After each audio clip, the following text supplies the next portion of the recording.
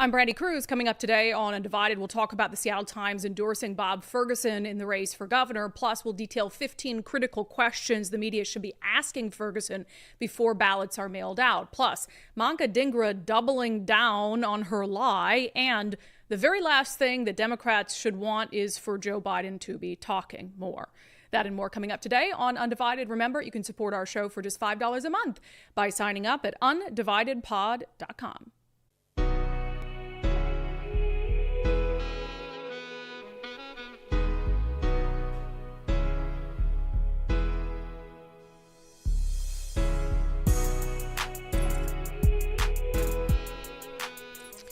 Hello and welcome to Undivided. I'm Brandi Kruse. Thank you for being here on this Monday. Thank you so much for your commitment to giving common sense a comeback. I'm struggling with how to start the show today. I want to make a couple things clear. I hope that, I know from time to time people probably tune into the show that don't agree with me on an awful lot, and I love that, and I think that's fine. Disagreement is good. And for those people who might be watching occasionally, I want to make something clear before I dive into this segment. I don't hate Bob Ferguson.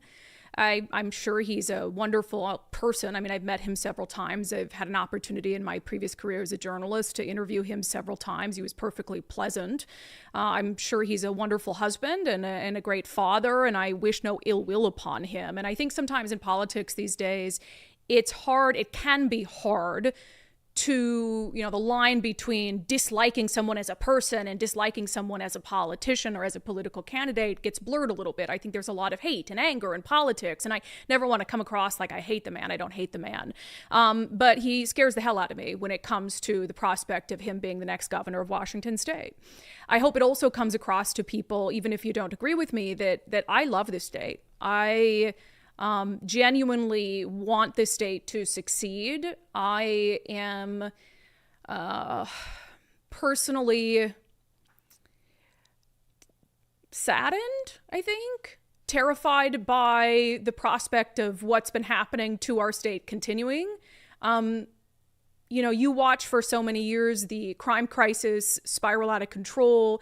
You watch the drug crisis. I was looking at some video of Jonathan Cho out on Aurora Avenue in Seattle, and you watch, people who are dying in filth and squalor on park benches with needles in their arm, their skin gray, and you see those pictures over and over, and you just look at that and you think, well, this cannot be the state of Washington. This cannot be this wonderful state with all this potential, just allowing this to happen in one of the most beautiful cities, in Seattle, in the world. At least it was when I moved here 15 years ago. So I love this state. I think the state has so much potential. I've seen that potential before, and I've seen it living up more so to its potential as a city and as a state. And so, my criticisms come from a place of love, fear, concern, and anger sometimes at where we've allowed the state to go.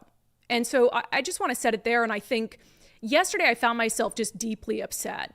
Not so much angry, but kind of sad. The Seattle Times, the newspaper of record, the largest newspaper in the state of Washington, just endorsed someone for governor who is on record saying that he supports the decriminalization of hard drugs during a time when more people are dying of drugs in the state than ever before, during a time when the drug crisis is not only killing people on our streets, but it's leading to significant quality of life issues around crime and homelessness, at a time when the fentanyl crisis in particular has truly shown itself to be responsible for so much of what is wrong in the state of Washington. And we have the newspaper of record who has decided that the best person to lead the state into the future is someone who is on record saying he would like to decriminalize hard drugs. I have a hard time making sense of that. That makes me sad. So the Seattle Times came out in its endorsement of Bob Ferguson. And I'll read just the first couple paragraphs of their endorsement because it's fascinating to me. As you read, if I were to not know who they endorsed and I read the first couple paragraphs, I'd be like, oh, they're not going to endorse Bob Ferguson. There's no way. It says an education system failing to produce expected outcomes, transportation projects wildly over budget, concerns about community safety, metastasizing into outright fear. The next governor of Washington will face all these challenges and many more in an atmosphere of increased political polarization and coarsening civic discourse. So I read that and I think, okay, the Seattle Times editorial board gets it. They know that we can't continue down this destructive path that we've been on. And then in the same breath, they endorse the man who is the most status quo candidate of any of the 28 candidates in the race for governor. They said of the 28 gubernatorial candidates on the primary ballot, Democrat Bob Ferguson is best positioned to lead Washington through the next 4 years. His experience as state attorney general, his detailed policy positions, and his willingness to tackle tough issues give him the edge in a crowded field. That is mind-boggling to me. And actually, it was really surprising to me. And let me also preface this by saying I don't think the Seattle Times, who they endorse, is the end-all be-all. Now, in an election year where the sitting governor is not running again, we know that those races are particularly close. So the Seattle Times has a readership that I would say is center-left.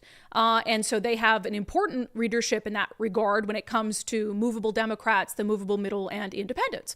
And I really believe that this race comes down to 150,000 or so independent-minded voters who are going to decide who is going to be the next governor. And you have the Seattle Times editorial board telling them that despite all the things they outlined that are wrong in the state of Washington, the guy best suited to improve things is the guy most closely aligned politically with the governor who's run the state for the last 12 years.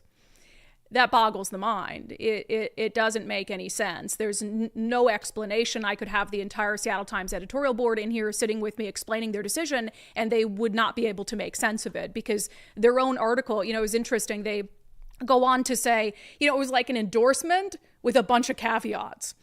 To which I think, well, why even endorse in the race at all? They said the editorial board makes this decision with caveats. The good Bob Ferguson is smart, hardworking, and fearless. The other Bob Ferguson can occasionally appear petty, pushy, and overly ambitious.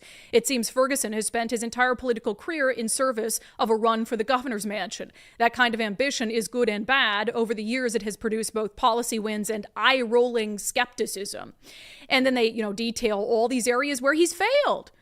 Failed on transparency. This is an attorney general who, this is an area where the Seattle Times and I have been not only in lockstep on, but have worked together to try to improve. And that has been the absolute failure of the party in power to be transparent to the people they serve. Bob Ferguson is no exception. They knock him in this editorial, yet they then endorse him. The same on public safety. They knock him in this editorial, but then they endorse him, and so on and so on and so on. So in all these areas, they're saying failure, failure, failure, failure, failure. They're like, but we'll endorse him anyway. But we'll endorse him anyway. But we'll endorse him anyway. And that is the exact mindset that got us into this situation to begin with. That is how we're here. Voters, editorial boards, people with platforms railing on issues the state is facing, and then in the same breath or in the same action, keeping the exact same people in power. Do we not see that that doesn't make any sense? That by saying we're going to move forward with the exact same people who got us into this mess, you're saying you don't care if people continue to die in record numbers on our streets. You're saying you don't care that the homeless crisis is worse than it's ever been before. You're saying, without saying it, that you don't care that the mental health crisis is worse than it's ever been before. You don't care that Washington state is less affordable than it's ever been before. You don't care that Washingtonians are more taxed than they've ever been before.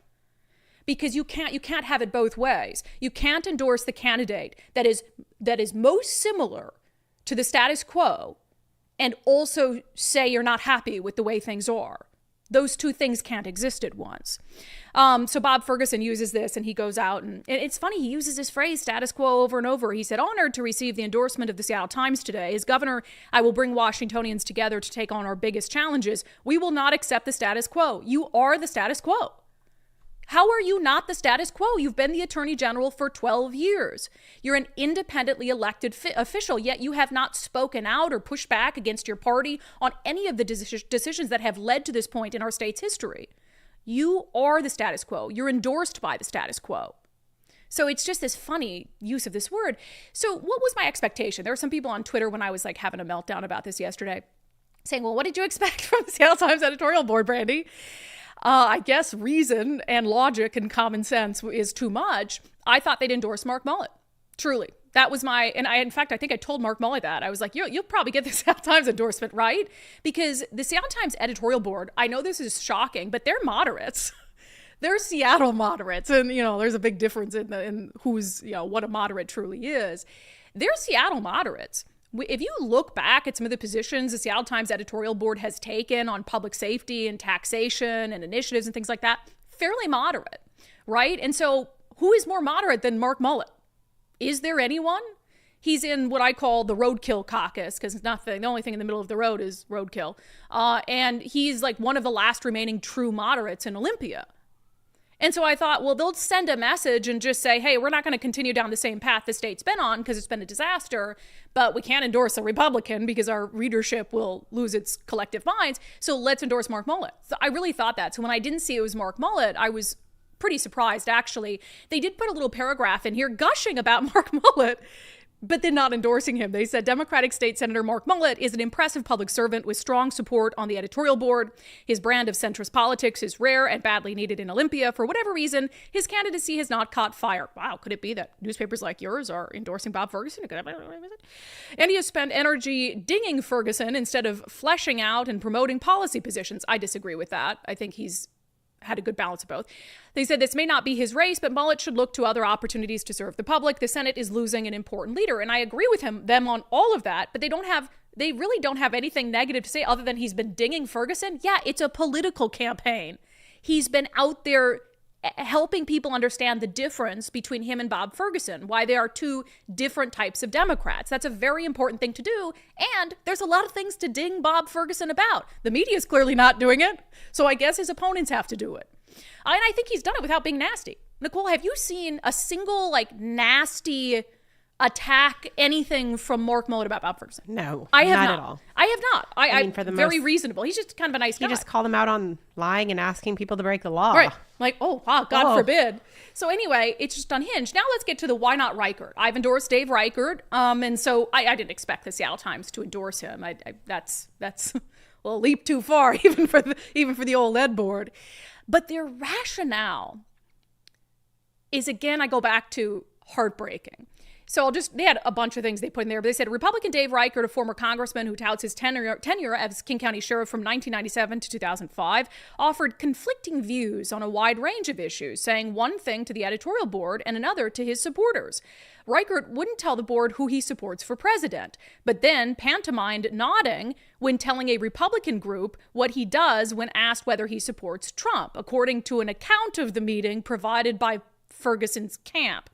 So they're referring to Dave Reichert, allegedly a Bob Ferguson spy in the room at a Republican event, said Dave Reichert nodded his head when he was asked whether he'd vote for Trump, but then he won't tell the ed board whether he'll vote for Trump. So you are telling me, Seattle Times editorial board, speaking directly to you, all the issues in the state of Washington, all the issues in Seattle, and it matters more to you that Dave Reichert tell you whether he's going to vote for Donald Trump than it does to solve the homeless crisis, to reduce crime, to stop people dying in filth and squalor and addiction on our streets, to lower costs for families, to get more police officers on the beat. All of that takes a back seat to whether Dave Reichert is willing to say that he's going to vote for Donald Trump. You have to be kidding me. That is when you get to the point where you lose all credibility and seriousness. And I'll say something as a knock a little bit on Dave Reichert. He should just come out and say it at this point. He should just come out and say it. And I've gone back and forth on this. Dave Reichert's in a difficult position. He's in a difficult position. He is in this weird primary battle with Semi Bird where people are saying he's not conservative enough and he needs the base to be able to win. As a Republican, you certainly can't lose any Republicans, and you need an awful lot of Democrats and independents. And so I think he's trying to sort of keep them, in the fold. And then he's trying to stick to sort of this independent nature that he has. And so he's like, well, gosh, if I come out, and I don't know if he will vote for Trump. I do not know whether he's hedging because he's not sure or he is hedging because he knows it's not popular to vote for Trump or whatever it is. But at this point, Not saying it is just saying it in the eyes of the media. And they're going to continue to harp on that issue and ignore all these other things. So Dave Reichert, I think he can win by being himself. I think he can win by being blunt and honest and then having the retort to the media saying, you can continue to ask about Donald Trump as many times as you want to. I'm going to continue to bring the issue back to crime, affordability, et cetera, et cetera, et cetera, et cetera. It's embarrassing, frankly, that this is like one of the fundamental things the media has focused on when it comes to Dave Reichert. Someone with this long track record in law enforcement, someone who served as a Republican in a blue district in Congress for several terms, and they just are obsessed, like crawling out of their skin to know what freaking box he's going to circle on the November ballot in the race for president. When we don't even know we don't even know who the Democrats are going to have. Like at this point, I mean, there are Democrats in Congress saying Joe Biden shouldn't even be the nominee. So you want Dave Reichert to commit to who he's going to vote for now so you can be like, orange man bad, lose my mind, when Democrats don't even know who's going to be on the ballot in November. Get a grip, get a hold of yourselves. And that comes from someone who's never voted for Donald Trump and who has said some pretty nasty things about Donald Trump in the past. Hell, I'll probably vote for the guy. Let's just say it right here. Nicole, let's just do it. Now is the time. Because I just have run out of F's to give. I will be voting for Donald Trump in November if it's Donald Trump and Joe Biden. If those are the two people on the ballot and they are both able to serve as president, because Lord knows there's a lot going on. There's a sentencing for Donald Trump. Joe Biden's in his last leg. If it's those two on the ballot in November, Brandi Kruse will be voting for the very first time for Donald J. Trump. There you have it. So what happens next? Does a lightning bolt come down and strike me dead? Well, it's funny because do I lose my moderate bona fides? I think you're doing it for the opposite reason as the Times is endorsing Ferguson, because I think they're doing it solely for the purpose of not wanting to lose, because they think he's going to win. And like everybody else that we've talked to that has endorsed Ferguson, is like, well, he's going to be the guy. He's going to be the guy. So I don't want to be on the losing team. Yeah. Well, and that's why they do it. And you're like, no, I'm picking issues. Like, this is the country now. Right. I don't care about the person. This is the country. This is what the country needs. Done. Well, and it's also, what are the options? You got to pick from the options, right? But on the Bob Ferguson, and could it also be that Bob Ferguson has supported tax breaks for legacy media like the Seattle Times? Could that be like the Blevins are like, well, we better support that guy because he supports giving us tax breaks? Wow. Could that be it too? I didn't want to go there. I think your rationale maybe is less sinister. Oh, no, I do think there's an element of fear.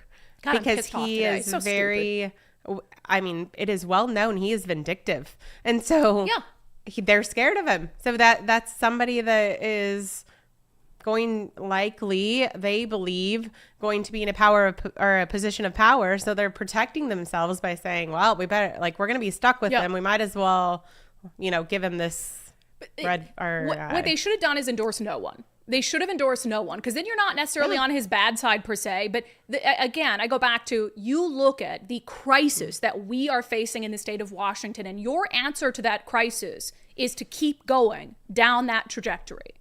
That makes you complicit. That makes you culpable for the people dying on our streets. That makes you complicit for the people who are being shot to death and murdered in record numbers. That makes you complicit when a working class mom or dad gets to the gas pump and can only afford to put a gallon in, or is at the grocery store and has to put something back on the shelf. That makes you complicit. As the largest newspaper in the state of Washington, with the largest reach of any newspaper in the state of Washington, you have an obligation, and you are failing at that obligation, and you are now complicit. And yes, can we leave the freaking Trump thing in the past? Oh, democracy. Yeah, if you cared about democracy and you really believe democracy is in peril, then you wouldn't be supporting a gubernatorial candidate who asked the Secretary of State, repeatedly directed the Secretary of State to break election law. Would you? Would you? If we really are going to be morally consistent and say we don't appreciate threats to our democracy, then you'd be speaking out about attacks on signature gatherers. You'd be speaking out about coordinated Democratic efforts to disrupt the lawful gathering of signatures that's protected under our state constitution. So cut the bullshit about Donald Trump. January 6th was a national embarrassment. It was horrifying. He could have done far more to stop his crazy crowd from going into the Capitol. I have no sympathy for the J6ers. Not an ounce. But at the same time, in the same breath, We got freaking riots up and down the West Coast and across the country in 2020 for months on end. We've got police cars lit on fire. We have a whole freaking police precinct that's taken over. And you didn't say jack shit. But you want to 3 years later mark the solemn anniversary of January 6th? You have no moral consistency, no moral clarity. And because of that, a long time ago, if you'd asked me, told me a year ago, I'd be saying I'm going to vote for Donald Trump in November. I would have been like, you have lost your freaking mind. But I really, all of the moral inconsistency has led me to the point where I don't care about it anymore. Because both of them are morally bankrupt. I said this on the show last week. Democrats and Republicans, when it comes to the party structure, morally bankrupt to the core, do not give an F about the United States of America, don't care about we the people, no matter how many times you use the phrase. The party system is corrupt to the core. Corrupt to the core. And until we break free of it, we're not going to have any quality candidates. We're just not. So that's what we've got. We've got Donald Trump, who might even be in prison, no idea. And we've got Joe Biden, who might not even be alive. And those are the freaking people that you expect us to pick from. And then you want to look down on me because I'm saying I'm going to vote for Donald Trump? Well, screw you. I just can't even handle it anymore. That's it. That's all I have to say about that. Fun. It's ridiculous. It's genuinely embarrassing. It's embarrassing at this point. So come after me for voting for Donald Trump. Maybe try to find a candidate who has a high likelihood of living till November. And when you do that, then you can come at me for voting for Donald Trump. With that, let's get to 15 questions that I think the media... Should we take a commercial break? No, that's all right. So yesterday I put out 15 questions. So you guys already know that the Bob Ferguson campaign has told us it won't respond to our request for comment anymore. Fine. I think that's fair. I've endorsed Dave Reichert. I think it's a little petty as someone who wants to be a governor of the state of Washington for you to pick and choose what media outlets you're going to respond to simple questions from, but I digress. So there are really some key questions that Bob Ferguson has not been made to answer specific to his record. And so I put a list of 15 together. We did send it, Nicole, correct? You sent it to the Ferguson campaign because we already told them when they told us we're not going to answer your questions anymore, Brandi. We already said, okay, we're going to send them anyway. If you'd like to answer, great. If not, so be it. So I put out on Patreon and Locals. It's open, though. There's no paywall. 15 questions Bob Ferguson should answer before Election Day. And my call was really to the media to say, hey, here are 15 good questions that I think that Bob Ferguson should be asked to answer. They're fair. They're not bias, I don't think. They're not inherently political in nature. They just speak to his record of things he's done or hasn't done. And so I hope that there is some media outlet out there that will take me up on this and will pose these questions to Bob Ferguson before ballots start to go out. So you can go read the full 15 questions. I'm not going to go through all of them. I do want to go through a few to the points that I made previously. Number 9 on drug abuse. This to me is one of the fundamental issues. I think that it is a disqualifying thing as a gubernatorial candidate to say you want to legalize hard drugs given the extent of our drug epidemic. I think that's disqualifying, yet in an April 2021 interview on KUOW, Bob Ferguson urged state lawmakers to, quote, eliminate criminal penalties associated with possessing a non-commercial amount of drugs. So I asked in question 9, given the extent of our state's drug overdose crisis and the failure of a similar experiment in Oregon, do you still believe the legislature should move to decriminalize deadly drugs like fentanyl? Yes or no? That's a very simple question. Also on the crime front, again, I think there are things he needs to answer to when it comes to his record. Question 4, crime and disorder. In the summer of 2020, you did not speak out publicly during or after riots and looting in downtown Seattle, where police cars were lit on fire and how high-powered police rifles were stolen. You also did not speak out during the month-long occupied protest zone on Seattle's Capitol Hill, where several people died and an entire police precinct was rendered inoperable. As the state's chief law enforcer, please explain why you chose to stay silent during such a profound period of lawlessness. Fair question? I think so. Also on police pursuits on this topic, earlier this year, you told King 5 News you did not support a bill passed by Democrats in 2021 that dramatically limited police pursuits. There is no record of you voicing that opposition in 2021, 2022, or 2023. Given that you weighed in publicly on other legislation during those 3 years, why did you not take a public position on police pursuits until the law was fixed via initiative in 2024. That's fair as well. Someone should definitely press him on that. I also threw in a gun control question because we know gun control has been a primary push for Bob Ferguson. He's behind some of the biggest gun control bills that have passed in Olympia. I think that the media should ask him something like this. Despite gun control laws spearheaded by you and your office, gun-related crimes have spiked in Washington state in recent years, including the number of shots fired, shootings on highways, and homicides committed with guns. With more gun control in Washington state than ever before, why do you believe it isn't having the desired effect on crime?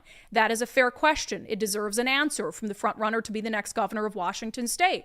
There's also a couple questions in here on lowering costs. You remember we talked about it last week. Bob Ferguson came out with his first ad of the campaign, and one of his priorities in it was to lower costs for families. And I thought, that's interesting. So a couple questions on that. Can you name one tax or tax increase passed during the 3 terms of Inslee's administration that you did not support? Just one. Just one, Bob Ferguson. One tax or tax increase that you did not or do not support. And also a specific question on capital gains. This has the potential to impact every single Washingtonian who owns a home. Currently, Washington's capital gains tax excludes profits from the sale of someone's primary home. Would you veto any bill that seeks to include profits from the sale of a primary home as capital gains? Because I've told you, if capital gains survives the initiative in November, Democrats will move very quickly to lower the threshold for who has to pay the capital gains tax. Remember, they've said it's the richest of the rich. It's the richest of the rich. That is an absolute money grab for them. And they will lower it and lower it and lower it until when your grandma goes to sell her home, the home that she bought in the 1980s, that she's built up all this equity in, that she's going to use to retire, they're going to tax her capital gains on that to the tune of 7.5%.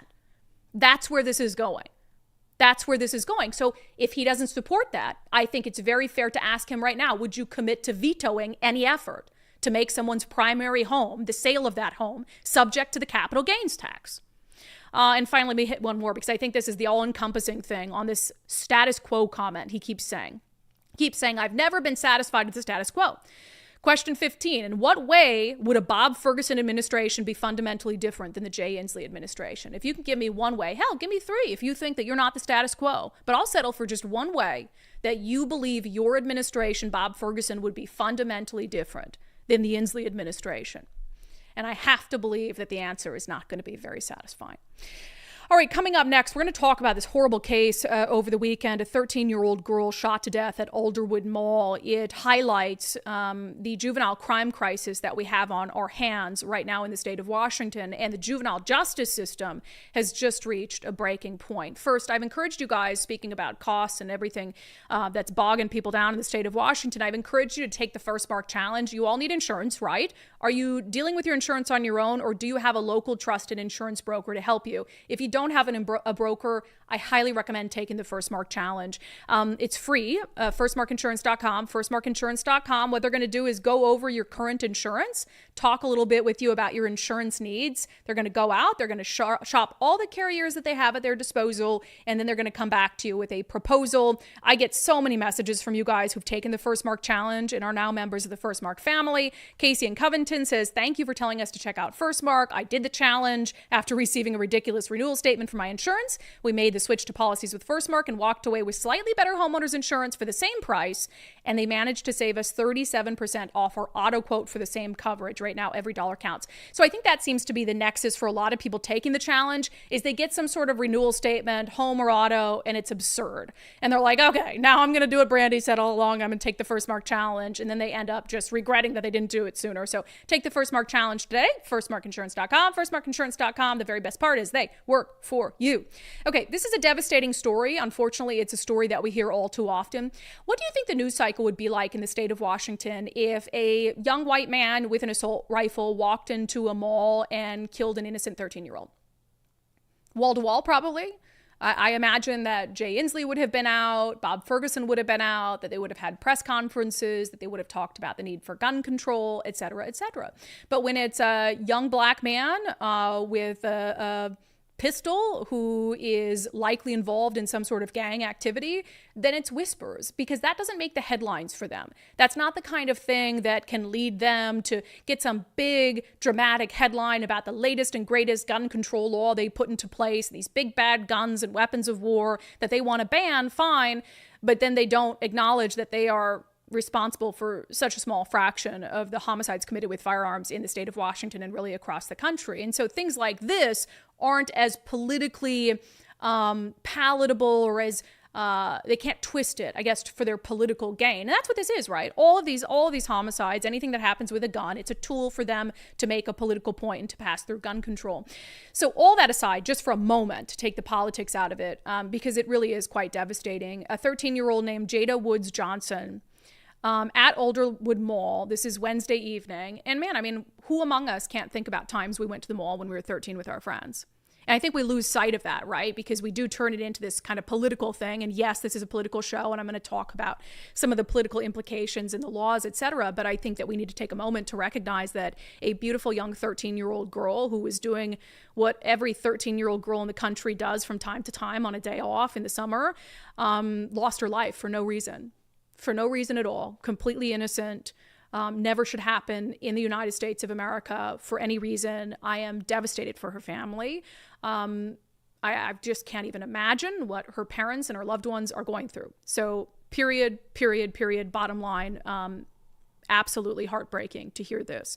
So the mall was placed on lockdown briefly. Police were searching for the shooter. They had put out some surveillance images in the news looking for the shooter.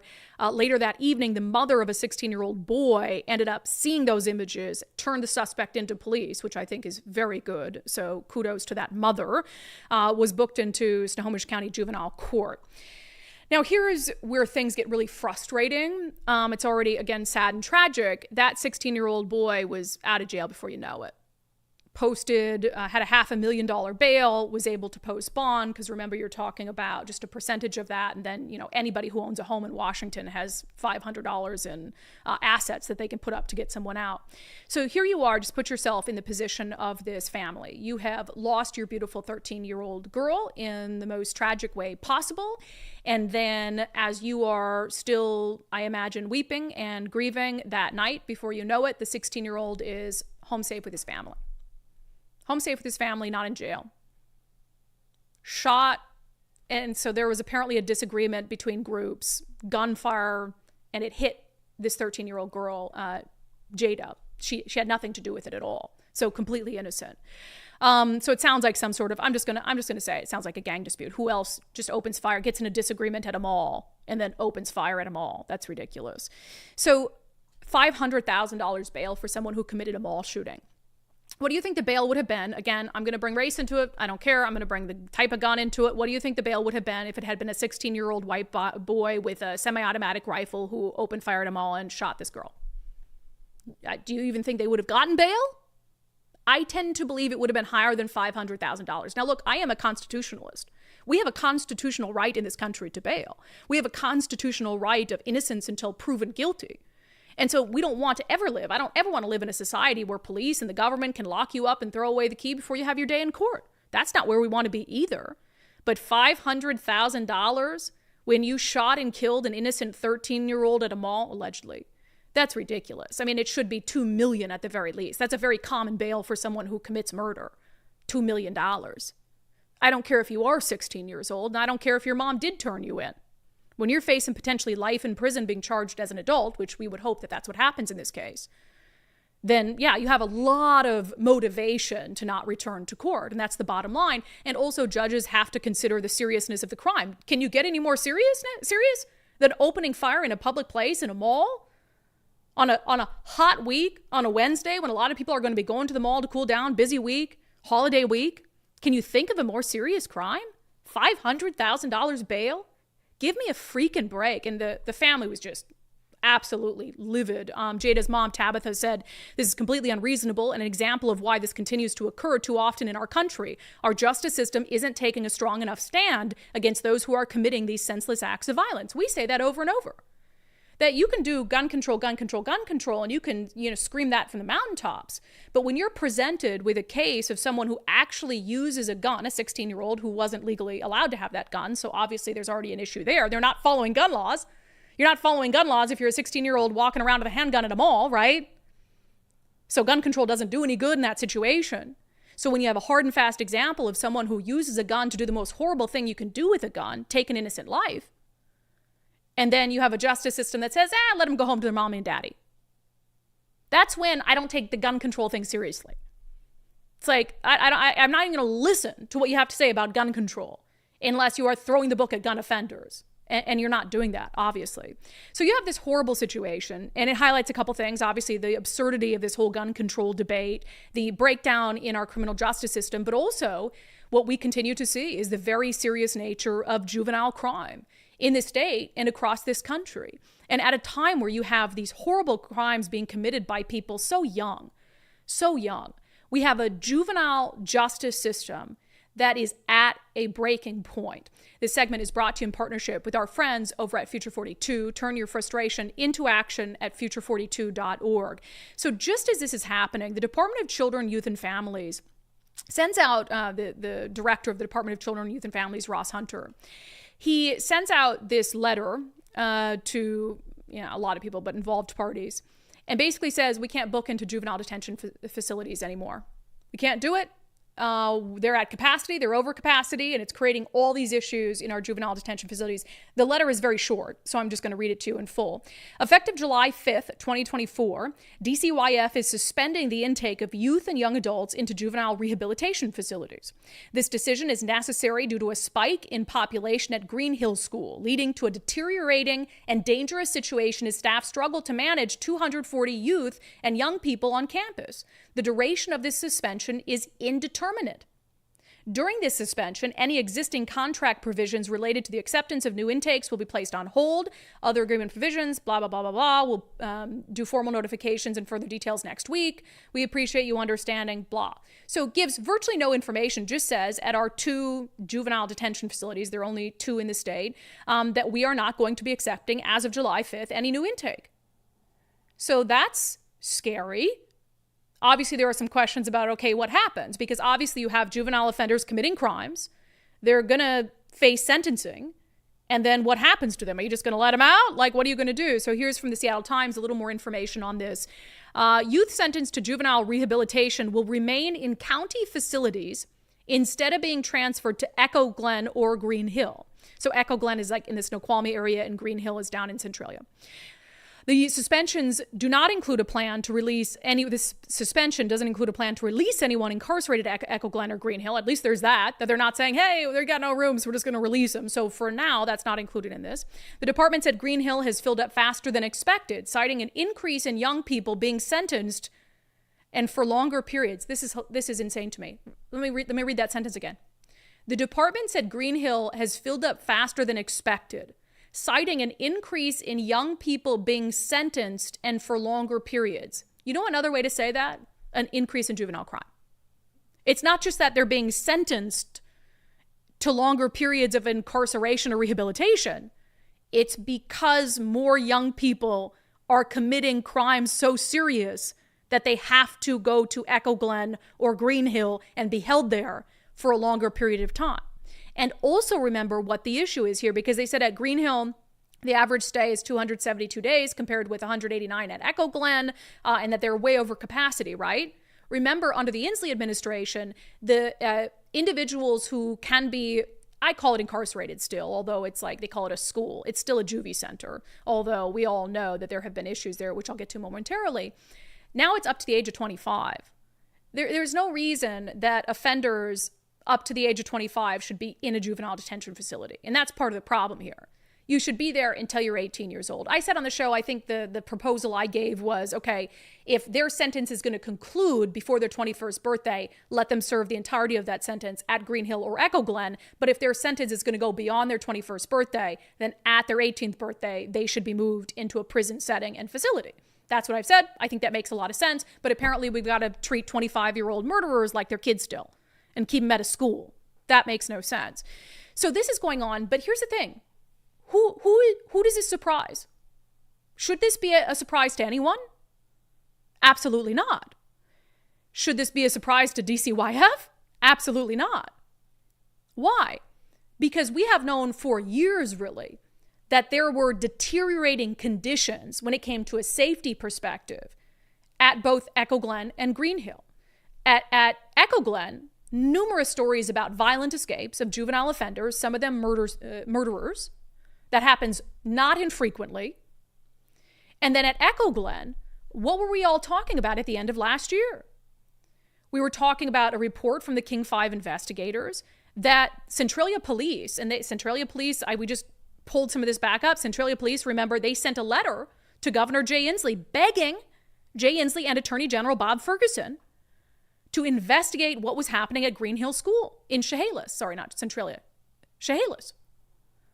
Begged them in this long letter, detailed all the issues that were happening, detailed, in some instances, staff at Green Hill School who are participating and helping facilitate illegal activity. They begged the governor and the Attorney General, Bob Ferguson, for help.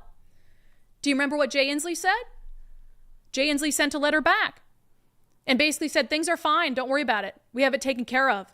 We've received your letter, but no big deal. Said the governor's office is declining to refer this matter to the Attorney General's office for further investigation. We thank you for your care and concern for the young people being served at Green Hill School. Governor Inslee gave him a big middle finger when they were raising serious concerns. You remember what else the state did?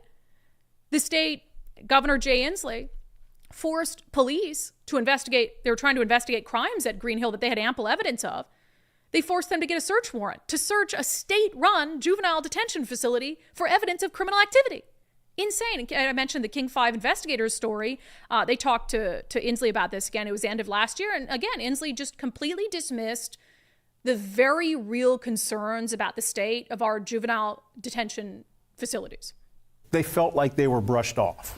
Well, I can assure you that we have made improvements there, in part because some of these concerns have been raised. That is not the case. Nothing has been corrected, and which is incredibly frustrating. Yeah, so you have Inslee. No, all good, all good. Attorney General's office doesn't need to look into it. We have made changes. And then you've got the police chief being like, that's not true. Nothing has been done. And so now you fast forward, 6 months, and DCYF says things are so bad, we can't even take any new juvenile offenders. This is a pattern in the state of Washington where you have a crisis that gets so bad and so bad and so bad and so bad, then it's at a critical point where you can't ignore it, you can't deny it, you can't hide it anymore. And then it's too far gone to be fixed. Look, I mean, you can apply that to any of the crises that we have, the crime crisis, the homelessness crisis, the drug crisis, etc. And everywhere in there, in every one of those crises, there's a Governor Jay Inslee standing there saying it's not a problem. Denying the problem, blaming something else, like the homeless crisis, he blames housing, wants $4 billion to fix it. So here you have just months ago, the governor saying, no big deal. Attorney General Bob Ferguson does not need to investigate this. And now here we are, the middle of the summer during a juvenile crime crisis with DCYF saying, we will not accept any more bookings of juvenile offenders. Ladies and gentlemen, the state of Washington. Absolutely insane. Not only insane, but dangerous. And I think back again to the 13-year-old girl whose life was taken while she was at the mall with her friends. And I think forward to what's going to happen to the 16-year-old who took her life. And maybe we get to a place where it's so bad that they say, we're not going to try him as an adult. We're just going to give him a slap on the wrist and set him on his way because we really don't have a place to put him. I know that sounds crazy, but given everything that's happened with our juvenile justice system, I do not think that's out of the realm of possibility. That segment was brought to you in partnership with our friends over at Future 42. Turn your frustration into action at future42.org. If you are in the market to sell your home, I know the market has just been all over the place lately, but Wes Jones and his team at Wes Jones and Associates, they've been doing this for a long time. They have weathered a lot of market ups and downs, and they've been able to produce results for their clients. Bryce and Carla, who are fans of unDivided, they sold their home in Bellevue to retire in Florida. They ended up reaching out to Wes Jones and his team. Very happy with the results. He was extraordinarily detailed, and he knew our neighborhood and our properties in the neighborhood very well. He gave us a really great comp plan, showed us what other properties were selling for, and most importantly, he helped us to understand the dangers of overpricing And we thought what we knew we could get for the property, but we didn't, at the same time, he breathed an air of reality into us, said, look, guys, you want to get that out of the property, you're going to need to start at a certain point, and you're going to let the market come to you. And that's exactly what happened. He was exactly right about that. So his knowledge of the market and his professionalism and his attention to detail is all that made the difference to us. Yeah, so they followed Wes's advice, sold their home in 7 days for over list price, or 7 days over list price, and now they are enjoying retirement in the sun. So can't ask for much more than that. Wes Jones and Associates, sellwithwes.com. Sellwithwes.com. Start by using their home value calculator to see how much your home is worth. Might be worth more than you think. Sellwithwes.com, a better way to sell your home. All right, because of an exclusive story that we broke here on the Undivided podcast, State Senator Manka Dhingra, who is in the race to become Attorney General, has taken what could have been a 2-day scandal, maybe, and turned it into a potential campaign ender. Let's get to it in our segment, Unbelievable.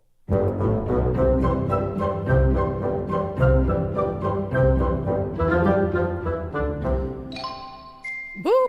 All right, so let's catch up maybe non-undivided obsessed people with a story that we broke on the show 2 weeks ago, I think. 2 weeks ago? Yeah.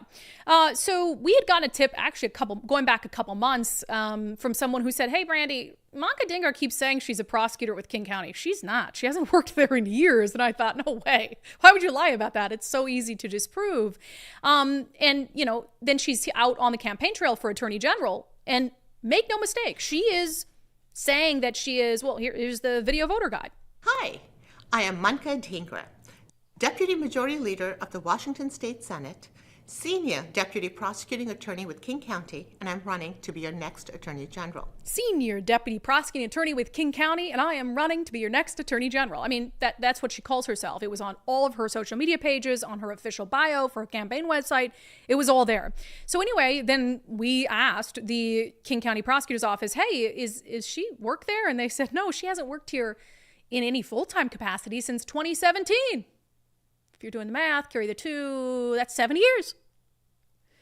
And then she had come back for a couple months in 2019, and then during the pandemic in 2021 to, as they described it, help with some computer systems that she was more familiar with during the pandemic when they were just completely overburdened. She worked there for just like a couple months. And then in October of 2021, she sent them an email saying, hey, it's my last day. Thank you for letting me come back and, help with these computers, whatever, during the pandemic. So we did a story after reaching out to Manka Dhingra's campaign repeatedly we asked, is there any explanation for this that you can provide us? They didn't respond. They were just hoping that, crazy Brandi will do the story and, no Democrats will hear what she has to say. Well, they did. And one of the first things that happened is the King County Prosecutor's Office, and these are emails that we've shared with you before, the HR department told her, like, hey, we heard from a reporter that you're calling yourself a senior deputy prosecuting attorney. Can you stop doing that, essentially? Like, can you not do that anymore? Can you correct your campaign material? And Manka had responded and said, Lisa Mannion, the current prosecutor, told me I was on a leave of absence and that she considers me a current employee, to which HR responded, hi, Manka, I spoke to Lisa, and she does not recall having that conversation. Thanks, Heidi. So that was sort of where we had left it. We'd done a couple follow-ups on this already that, Manka Dhingra, it's been more than 2 weeks, and she hadn't corrected her campaign material, even though the HR department is saying, you don't work here. Stop saying you work here. So then, took them 2 weeks, but Kobo News picks up the story, and Chris Daniels. They didn't give us credit for the story, but I'd rather have them do the story because it's so important than not do the story, so forgiven. So Chris Daniels actually gets Manka Dhingra on the record, and I'm thinking, great, like she's going to be held accountable for this. It's an audience that, is different than our audience, so maybe this is some pressure for her. So she tells Chris Daniels this: none of my campaign materials say that I'm currently employed there. I simply use the title that former prosecutor Dan Satterberg has given me, which I still have. I got to take this piece by piece. Ma'am, this isn't the Game of Thrones. It's not like, when the Dragon Queen says, you're the Lord of Storm's End, because that's what I have made you. Nicole's like, I haven't seen it. It's not, you're not like getting a title from a queen or a king. You were a senior deputy prosecuting attorney. You don't get to call yourself that until you die. That's not how that works. That's like me calling myself today a reporter with Fox 13, because that is a job title I once held. Dan Satterberg isn't even the prosecutor anymore. What are you saying? I simply use that title that Dan Satterberg has given to me. Like, I don't understand. It's so, it boggles the mind. Then she says, nowhere in my campaign materials do I say that I'm currently employed at the office. I am always very clear that I am on a leave of absence, and I have consistently said that. Nicole, can you just to refresh my memory, play the video voter guide intro for me again? One more time. If you don't know what... Hi, I am Manka Dhingra, Deputy Majority Leader of the Washington State Senate, Senior Deputy Prosecuting Attorney with King County, and I'm running to be your next Attorney General. That doesn't sound like you're being clear that you don't work there anymore or that you're on a leave of absence. So then she goes on in this Como article to say, when asked why she wouldn't just amend the campaign or official sites, she said, quote, "We can do that. I cannot change it on the official site because of campaign rules, but I can put leave of absence. I'm sure we can amend that to say I'm currently on a leave of absence, but I have been a senior deputy prosecuting attorney with King County since 2000. Okay. So then she does that. After this Como News story, this is about to get real wild, people. After this Como News story, she goes and she updates all of her bios to say most of them. We found a couple that she hadn't yet, but that's okay. She did most of them. King County, senior deputy prosecuting attorney, parentheses, on a leave of absence. All of hers, currently on a leave of absence. So she thinks somehow that this is done now. Now, let me tell you, before I get to the real piece de resistance, what should have happened here. For anyone who's not unhinged and who cares about, like, even being considered to be remotely honest. I think that there was a short window of time for Manka Dhingra to say, I thought I was on a leave of absence and could kind of come back if I wanted, like I had done before, and obviously I was mistaken, so I'll change my material. Like, really sorry about that. How long would that story have lasted? One cycle? I don't think we ever would have done a follow-up on it. Certainly Como News probably wouldn't have done a story 2 weeks later. I think that there was wiggle room for her to argue, since she had come back in a limited capacity twice since 2017, that she believed she was sort of welcome back at any time and that she was on a leave of absence. But now what she has done is taken that wiggle room and I believe tanked her campaign completely, which I find genuinely hilarious. Because now she is outright lying and there's no way around it. Because she's saying I'm on a leave of absence, despite, remember, she changed that 3 days ago, July 6th. She updated her material 2 days ago. Well, on June 24th, she got this email from the King County Prosecuting Attorney's Office. Manka, by way of further follow-up, our HR and payroll records do not reflect that you have been on a leave at any time since your resignation email dated October 1st, 2021. We understand you may have had a conversation with the former prosecutor Dan Satterberg, which led you to believe that you were on leave after your resignation.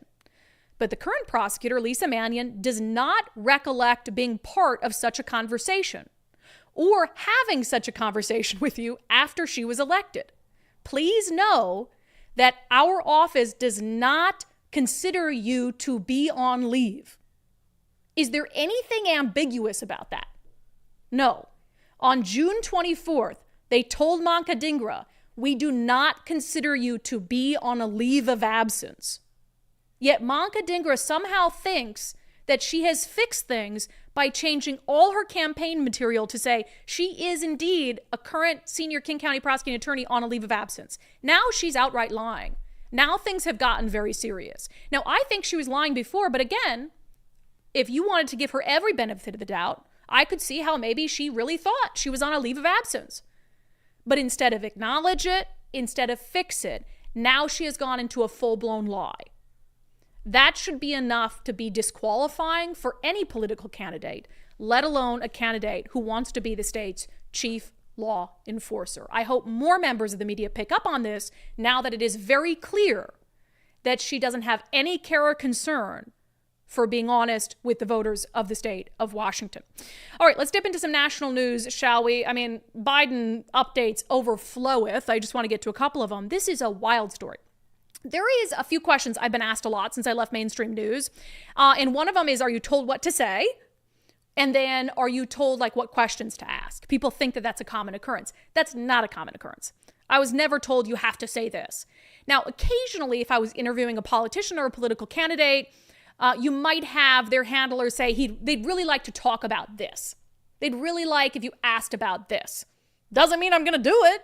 Like, thanks, but no thanks. You know, that was kind of common. Is you had PR flackies who didn't really understand how it works, and no good journalist, no journalist worth anything would ever say, yeah, will you provide me with some questions to ask? That's insane. It just doesn't happen unless you're in a presidential election year and Biden needs a really good interview. So Biden did a couple interviews with some swing state radio stations. And now 2 radio hosts have come forward after those interviews and said they were provided questions by the Biden team that they asked. Here's a clip of Word host Andrea Lawful Sanders on CNN. Were those questions given to you by the White House, or did you have, or the campaign, or did you have to submit questions ahead of this interview? The questions were sent to me for approval. I approved them. Okay, so the White House sent the questions to you ahead of the interview? Yes. Okay. I got several questions, 8 of them, and the 4 that were chosen were the ones that I approved. Okay. And the reason I ask is not a criticism of either of you. It's just that if the White House is trying now to prove the vim, vigor, acuity of the president, I don't know how they do that by sending questions first before the interview so that the president knows what's coming. That's insane. It's like those hosts didn't know that they were admitting to something really, really bad. They were like, yeah, they sent 8 questions. I approved the questions. And then both the hosts said they ended up asking a lot of the questions that the White House provided. And shame on that CNN host for not being harder on him, being like, you don't do that. Why would you ever do that? And I don't know if these radio hosts, I'm sure it's the first time they've ever gotten a big interview and they were hand selected and they were like, we can use them as patsies, and they won't know that they're not supposed to. They're getting an interview with the president and they'll just ask what we ask. So here you have Biden who's trying to prove that he's capable of doing the job. Well, yeah, anyone can prove that they or sound capable if they know the questions that they're going to be asked. That's insane. It's not a surprise that the Biden administration would provide questions. That's politicians doing what politicians do. It's utterly shocking that not one host, but 2 would not only ask the questions, but then gleefully admit that they asked the questions and approved the questions. Why are you approving the questions that you're supposed to ask? And now that at least the woman's been fired, the one who you just heard from there, which is a no-brainer. I just cannot, I'm baffled by this. And it's going to make people believe that this happens all the time. It really does not happen all the time. I mean, I can't speak for every news entity in the country, but this idea that people are given questions ahead of time, it just doesn't happen. It just doesn't happen like that. Now, you might give them softball questions that they absolutely know are coming, but to gain what's the point? I don't. Well, and the only reason that they were caught was because they were both given the same 8 questions and they both chose the same 4 questions to ask. So everybody was like, wait a minute, you're asking the same 4 questions in both interviews. Why are you asking the same 4 questions? So that's the only reason they were even caught, was because they picked the same 4. If they would have picked different 4, who knows if they would have been. So very possible that the Biden administration has done this with other, they find a local radio person like, hey, you want to do an interview with the president? They're like, oh my God, yes. Yeah. And then they're not going to push back. I'm sure it's happened before, but it's truly insane. I mean, I do want you to know that that is the exception. I really don't believe that is ever standard practice. And even in a network news station that you might not think highly of, like MSNBC or CNN or something, I think that if it were to come to light that a reporter had been given questions to ask, that they would be fired instantly. I have little doubt of that. Okay, so there are an increasing number of congressional Democrats who are asking Biden to step aside, including Congressman Adam Smith of Washington, which I've always liked Adam Smith. He's he's a straight shooter, and so I certainly appreciate that of him. This from NBC. 4 more Democrats in Congress call for Biden to step aside in the 2024 race. The House Democrats who said Biden should drop out of the race were Adam Smith of Washington, Jerry Nadler of New York, that's a big deal, Mark Takano of California, and Joe Morelli of New York. All 4 lawmakers hold top positions on key committees and bring the number of Democrats in Congress who have called for Biden to reconsider his bid for president to nearly a dozen. And one of the things I want to say about that is pay very close attention to how Democrats are articulating their reasons for wanting Biden to stay or go. If you see Democrats who are focusing on his ability to win versus his ability to live and his health, that shows you that they don't really care about him. They just care about beating Trump. They have no care or concern for his health. Because I look at this from like a position of, this is really sad and devastating for this older gentleman. That you're putting him through something that I don't know if he can survive, the stress of a presidential campaign. So if they're focused squarely on, he should stay in because he's the only one with the proven ability to beat Donald Trump, that Democrat is so morally bankrupt, they genuinely do not care about his health and well-being. And I think that's a horrible, horrible thing. When that's what the conversation focuses on, when you have someone who's clearly deteriorating physically, mentally before our eyes.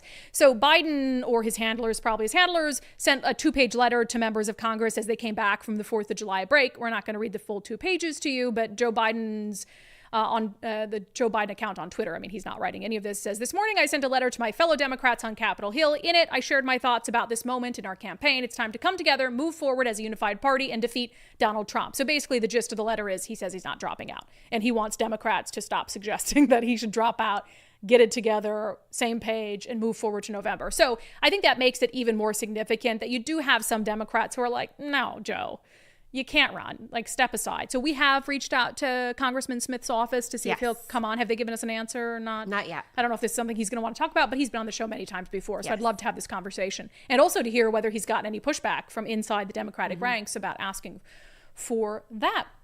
Okay, we're going to get to our daily subscriber show poll, questions and comments coming up next. First, Zach Abraham coming up on July 25th. He's going to have another one of his free Know Your Risk webinars on inflation. They've done 3 of these this will be the 3rd on inflation because it's been so popular. You know, you're looking at your retirement portfolio and the retirement you've envisioned, but with this inflationary environment, can you afford the retirement that you've envisioned? So Zach and his team call inflation the silent portfolio killer. That's why they're having so many of these seminars to help you manage it. It's happening July 25th, 3:30 p.m. Pacific time, totally free. You can sign up at knowyourriskradio.com, knowyourriskradio.com. They're also going to talk about some other things that can, provide risk to your retirement. The election that's looming, global unrest, rising cost of living, market volatility. So protecting retirement portfolios never been more critical, and it is Bulwark's #1 priority. So sign up for their free webinar, knowyourriskradio.com. When you go there, a little thing will pop up and you can just sign up. So they make it super easy. Knowyourriskradio.com.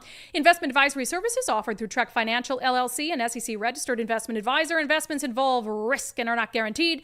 Past performance doesn't guarantee future results. Trek 24244. Go to knowyourriskradio.com. Okay, before we get to questions and comments, let's get to our daily subscriber show poll. I asked you guys about the Seattle Times editorial board endorsing Bob Ferguson. Do you believe that the endorsement is important? So I put out that poll across Patreon, locals, and to our subscribers on X.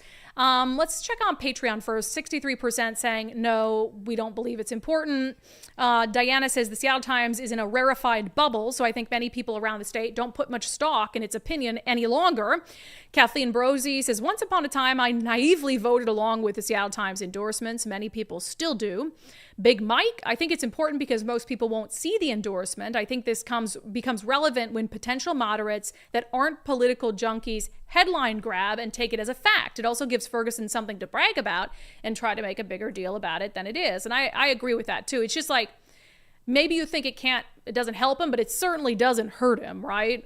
Certainly doesn't hurt him to get the Seattle Times endorsement. Over on locals right now on Twitter, 100% of people are saying, no, it doesn't help.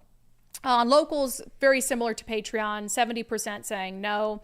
Let's see. Courtney says, I hate that their endorsement holds so much weight. Sadly, people won't educate themselves. They'll simply vote for Ferguson because of this. This is so sad for our state. Tammy T, no one reads their shit anyway. Write whatever you want. No one from my tribe listens to them for anything.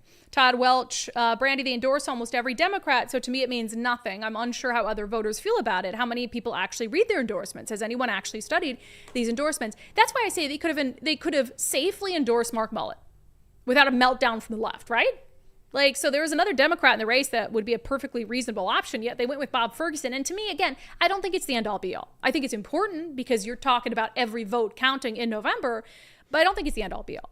What bothers me is the fact that they're speaking out of both sides of their mouth. They're saying all these things that are happening with the state and how bad it is, and then they're endorsing someone who will not only continue us down that path, but do it at a speed that we won't be able to recover from. It'll happen so quickly, there'll be no way back.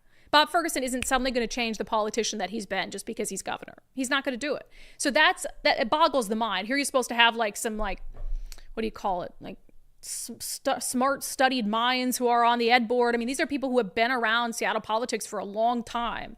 And you see this video of them sitting around the table and, conversing with these gubernatorial candidates as part of their ed board thing. And I'm thinking, like, that's the brain trust came to this conclusion. I'm not calling them stupid at all. I don't think they're stupid. I think they're smart. And that's why if it had been a stranger, that's a totally different thing. I think they're smart. I think they have shown an understanding of the challenges facing the state of Washington. Like, they sat around the table with him and they decided, this is our guy. That makes no sense to me. That it puts conspiracies in my mind. It's that stupid. It makes me think like all these things like, oh, is it because of the tax breaks or whatever it is? Which I don't know. It's just insane. All right, questions and comments. Sergeant Pickles, we need ranked choice voting. It would mostly eliminate the Byrd-Reichert split vote issue because it would give Bob the win by default, which would give Bob the win by default. Rick Johnson, the Seattle Times cannot even sniff or spell objective journalism. I have more faith in the National Enquirer. And to be fair, the Ed Board isn't supposed to do objective journalism. They're supposed to give their opinion. It's just a really bad opinion. It's just an opinion that doesn't make any sense. Diana Manning with a $10 super chat. Keep on swearing. I didn't swear. Oh my gosh, you swore a few times. No, I did not. What? Wow, I blacked out, I think. Wow. 1, it's really hot in here. 2, it is really hot. I blacked out. I can't run my fan while we're on the show. I'm sweating up a storm over here. I think I blacked out a little bit, and then did I say I was going to vote for Donald Trump? Was that a dream? Try to take that back now? Was that a dream? Can't wait till that's clipped on the internet. We're a fun bunch today. Don't even care. I'll have to go back. I'm sorry, babe, to Mike. I don't mean to swear. Sometimes I just get so riled up. Matt Gilbert, this mood swing is wild. Go off, queen. Not a mood swing. Are you calling it a mood swing because I'm a woman and I have hormones? Is that why, Matt? That's really sexist. But thank you for the super chat. STI Builder, $50 super chat. Do we have a new sugar mama or daddy? Yeah, that was the first super chat. Wow, nice. $50. Sweet. Old Sub Sailor, my mom gave me $50 for my birthday. Isn't that cute? I told Nicole my mom was here last week on my birthday. Mm-hmm. She gave me a card with $50 in it. Isn't that cute? It's like, Mom, I don't need money anymore. But she'd send me like Valentine's Day cards with like $10. I'm like, that's adorable. I love that. I'm always going to be okay with that. It's so cute. She wants to buy you something. I think it's cute. Old Sub Sailor, $10 super chat. It's only Monday, Brandi. It's going to be a fun week. I appreciate your passion. Thank you. Boo Boo Bear, $10 for the FCC fines. That's the best part about not being on TV anymore. No fines. F the FCC. On the Times, David, why is a newspaper endorsing anybody? Newspapers should remain neutral in elections because it's the editorial board and that's what they do. Jeff McLeod, a prime example of Inslee and Ferguson's failures in the recent closure of the two youth detention centers for intake without explanation. How can this be happening if they're concerned about youth crime? 100%. And again, they were explicitly asked, both Bob Ferguson and Jay Inslee, explicitly asked to investigate what was happening. Attorney General Bob Ferguson could have done it on his own. He didn't have to get approval from Jay Inslee. He could have said, I'm the Attorney General. We're looking into what's happening there. I'm an independently elected official. I'm the state's chief law enforcer, and this is in my purview. He chose not to. Well, let's endorse him for governor anyway. That'll go over well. I'm sure he'll get right on the youth crime crisis. So dumb. Let me see. Julie B, you can like a person and not like their behavior, aka politics. Our family has first-hand experience with the drug crisis. Please do not decriminalize hard drugs. An arrest may be the wake-up call for those addicted to drugs and give the addict a chance to turn their life around. And I think for any person watching who has a personal connection to the drug crisis, I think you should send the Seattle Times. They have a little thing where they allow feedback to the editor, and I think you should tell them how dangerous you think it is to endorse a candidate for governor who has said he wants to decriminalize hard drugs in the middle of an overdose crisis. Maybe they'll listen to you. On Manka Dhingra, Mo Bias. Oh, Mo Bias. I like that. Get it? Not less bias, Mo Bias.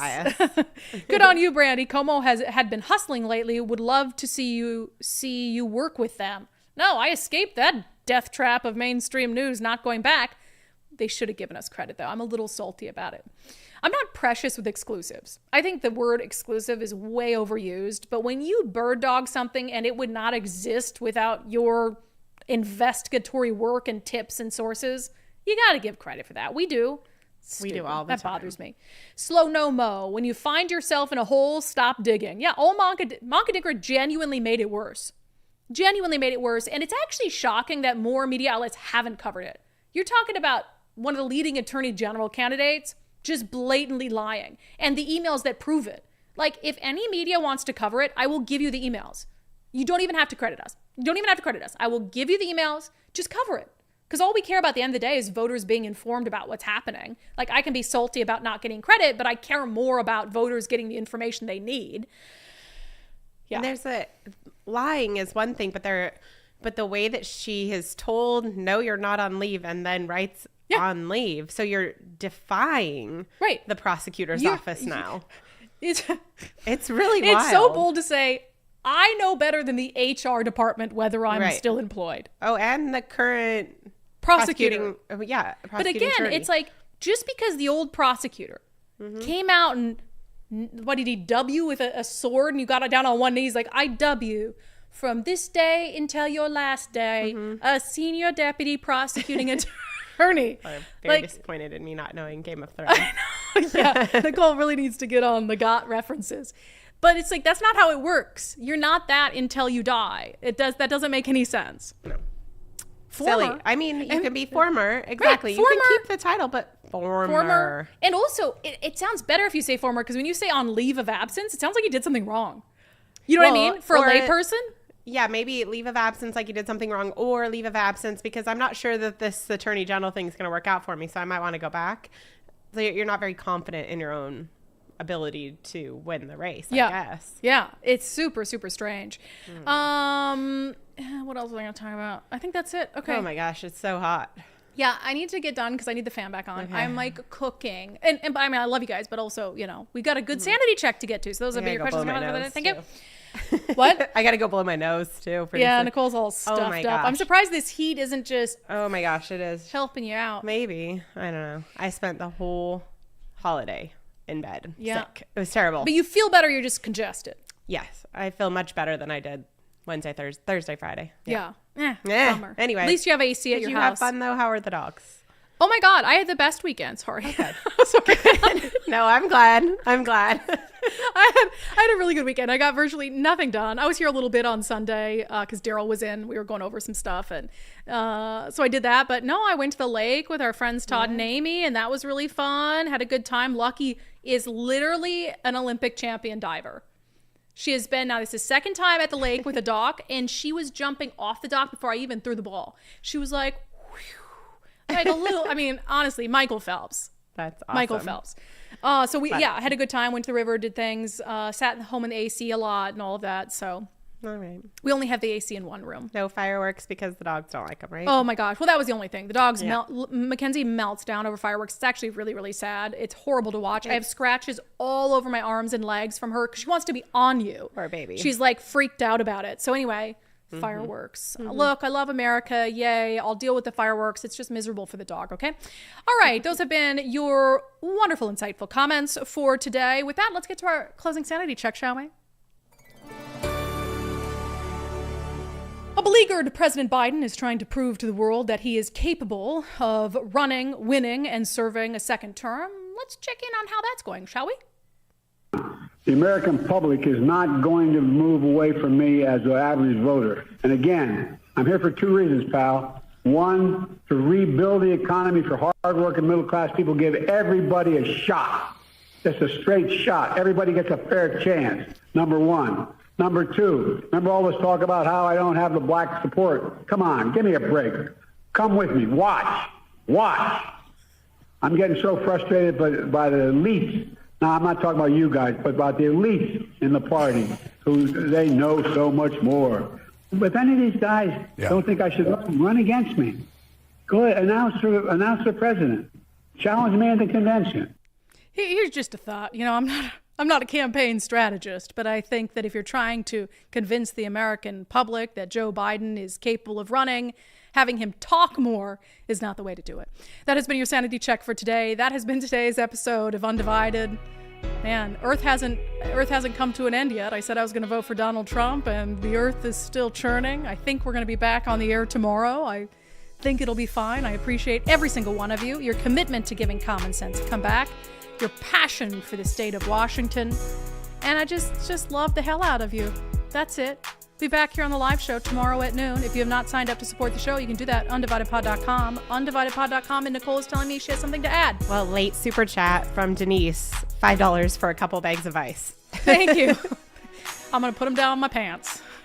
I mean, that actually would feel really good. Or up my shirt. It really would. One of the two. So we'll do that. Okay. Bye. We'll see you tomorrow.